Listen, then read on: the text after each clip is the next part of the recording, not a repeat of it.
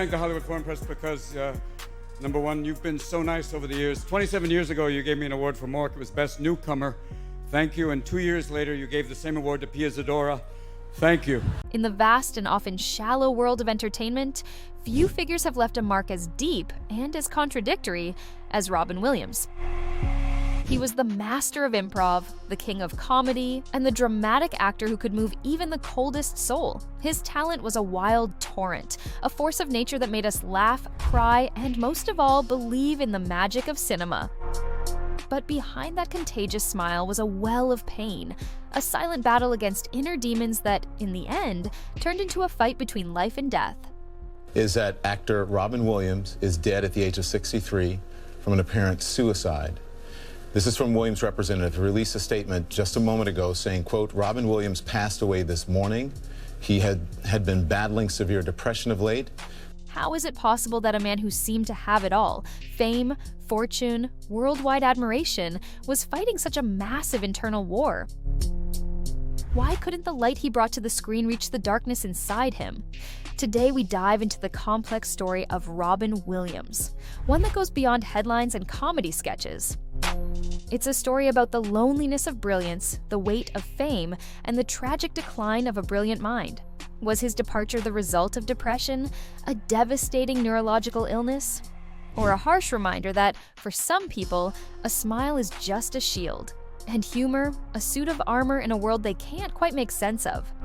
Robin McLaurin Williams was born on July 21st, 1951, in Chicago, into a wealthy family. His father, an auto industry executive, was constantly traveling, and his mother, a former model, remained emotionally distant. Robin spent much of his childhood alone, wandering the halls of a 40-room mansion in Bloomfield Hills, Michigan. His only companions? Thousands of toy soldiers. In that isolation, he discovered something extraordinary. He could create entire worlds with his imagination. The voices he mimicked became his only friends. That was the birthplace of his talent, but also of his vulnerability. Comedy wasn't just a hobby for him, it was a lifeline. Laughter is my way of asking for love, he once said. It was how he broke through isolation, how he earned the attention of his parents, and later, the world. When the family moved to California, Robin's life changed. His large build made him feel like an outsider, but his ability to make others laugh made him the center of attention. The school stage became his refuge, the audience's laughter his drug. His talent was so evident he was accepted into the prestigious Juilliard School in New York. There, he dove into classical training, but his hyperactive mind and uncontrollable energy often clashed with the school's rigid discipline. His classmates, among them Christopher Reeve, saw him as a supernova. You couldn't keep up with him, Reeve would later say. He had the energy of 10 people in one body. And yet, Robin often felt like an imposter. The humor that protected him in childhood now made him look like a clown in a world of serious actors. This tug-of-war between comedy and drama would follow him for the rest of his life. After just a couple of years, he left Juilliard to pursue his true passion, stand-up comedy. In the clubs of San Francisco, the Robin we all came to know was born. His sets weren't scripts, they were controlled chaos. One moment he was impersonating Nixon, the next he was diving into existential monologues. His fame spread like wildfire. Soon, Hollywood producers came calling. Then came the role that launched him to stardom, Mork, the eccentric alien in Mork and Mindy. The character was basically an extension of Robin himself, chaotic, curious, hilarious, and at his core, deeply vulnerable. Audiences fell in love. But unknowingly, Robin was building a golden cage, a prison of expectations from which he would struggle to break free. The 1980s crowned him the undisputed king of comedy. Films like Good Morning Vietnam, directed by Barry Levinson, showcased not only his improvisational genius, but also his ability to bring emotional depth to a character. It's said the original script gave him just a few lines for the radio segments, but Robin turned them into 10-minute monologues, delivered with a speed and wit that stunned everyone. "People didn't believe me when I said half of it was improv," said Levinson. He was a volcano of creativity.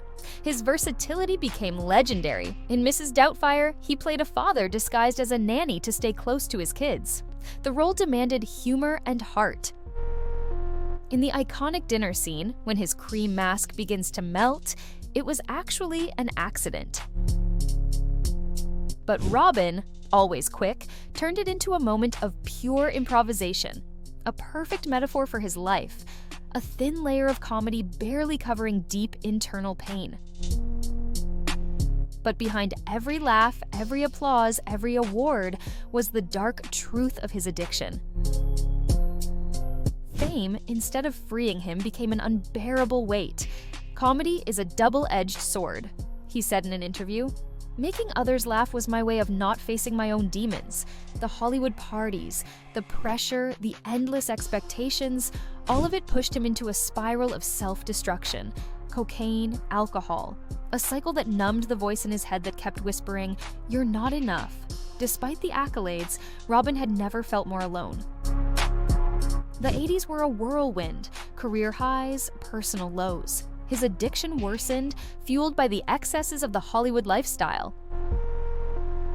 When his friend and party companion John Belushi died of an overdose in 1982, it was a wake-up call.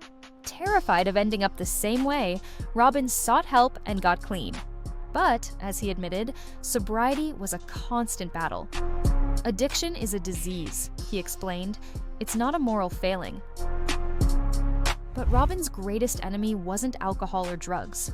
It was depression. He often spoke of it as a monster that visited him without warning.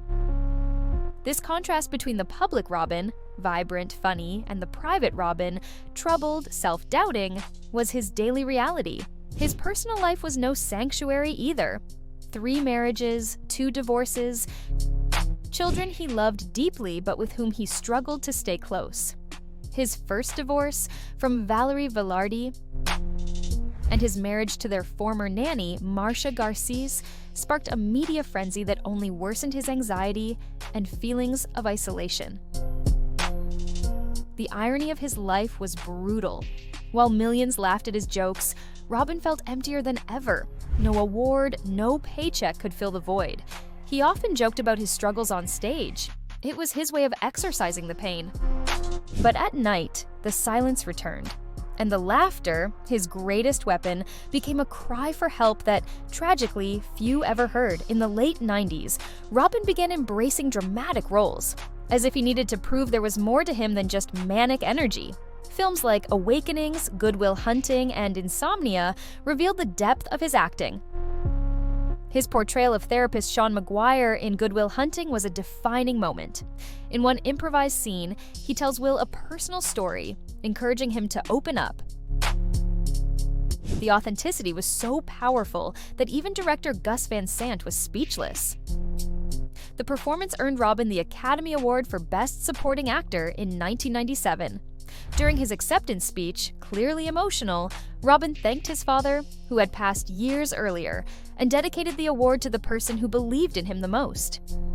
It was validation, not just of his talent, but of his soul as an artist.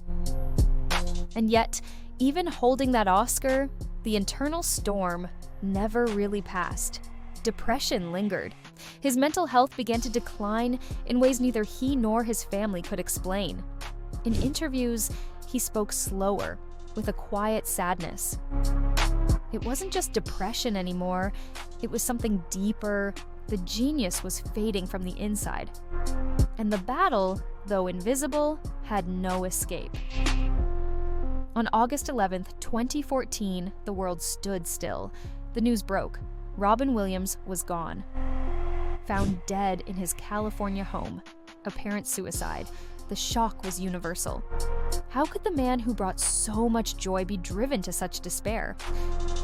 The story ignited global conversations about mental health, depression, and the need to speak openly about these issues.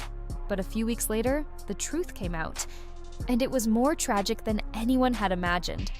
Robin was suffering from Lewy body dementia, a degenerative brain disease with symptoms similar to Parkinson's and Alzheimer's.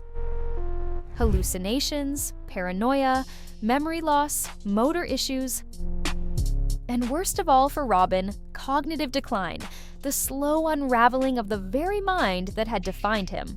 His wife, Susan Schneider Williams, later shared that Robin was consumed by terror.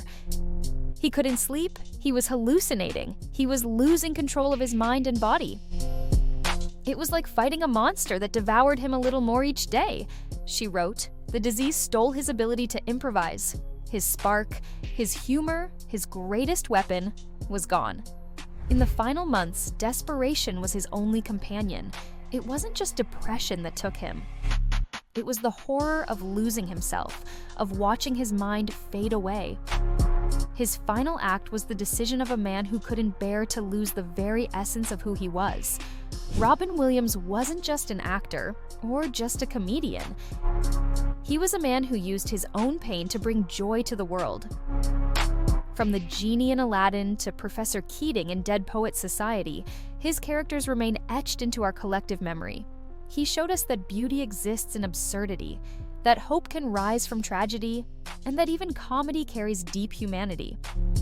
But Robin's true legacy isn't box office numbers or awards. It's the conversation he forced us to have, that behind every smile, there could be a hidden story of pain.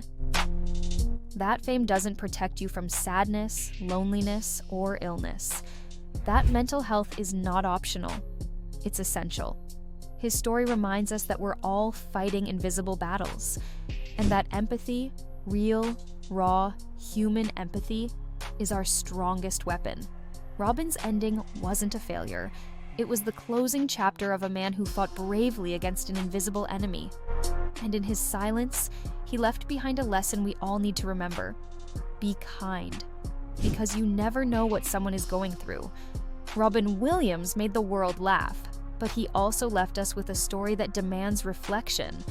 Do you believe Hollywood, with all its pressure and scrutiny, has a moral responsibility to care for the mental health of its stars? Or is it simply the price of fame? Let me know what you think in the comments, and don't forget to subscribe.